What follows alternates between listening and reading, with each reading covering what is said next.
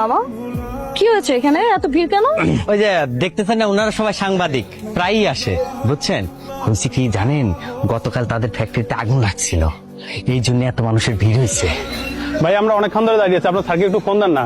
আচ্ছা আপনারা একটু অপেক্ষা করেন, স্যার ভোরে বের হইছে, স্যার আসবেন। সেই 4 ঘন্টা আগে আপনি বলেছেন যে আপনার স্যার আসতেছে, কই সেটা এখনো আসতেছেন? আচ্ছা একটু ধৈর্য ধরেন না ভাই, একটু ধৈর্য ধরেন। একজন একজন করে কথা বলেন। স্যার ঘটনা যেখানে ঘটেছিল সাংবাদিকরা সেখানে আপনার জন্য অপেক্ষা করেছিল স্যার, কিন্তু সেখানে আপনাকে পাওয়া যায়নি কেন? ধর আপনাদের থেকে বেশি একটা ইনফরমেশন আমি জানি না। স্যার এগুলোর পিছনে কার হাত আছে?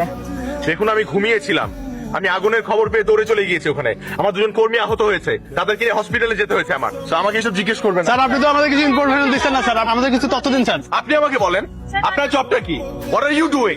হ্যাঁ আমাকে বলেন, আমি লিগ্যাল অ্যাকশন দিচ্ছি, আপনি আমাকে নাম বলেন। স্যার স্যার বলতে আমাকে পারবেন কিছু না? বলেন স্যার, নাম বলেন, কিছু বলেন স্যার। আমাকে নাম- লাস্ট 4টা সেশন তুমি মিস করেছো, কিন্তু আমার অ্যাকাউন্টে টাকা ঢুকে গেছে। আমার ফি কিন্তু একদম কম না। আমি ভালো আছি। লাস্ট 1 উইকে তুমি তোমার পিএস, দারোয়ান সহ মোট 5 জনকে চাকরি থেকে বাদ দিয়েছো। সকালবেলা সাংবাদিকদের সঙ্গে বাজে বিহেভ করেছো এবং ইম্পর্টেন্ট মিটিং এ তুমি মাথা গরম করে ডিল ক্যান্সেল করেছো। Is everything okay? Everything's fine, but give me one honest answer. How do you know all these things?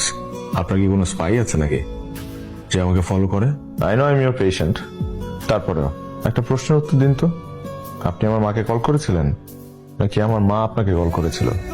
তোমার মা আমাকে কল করেছে।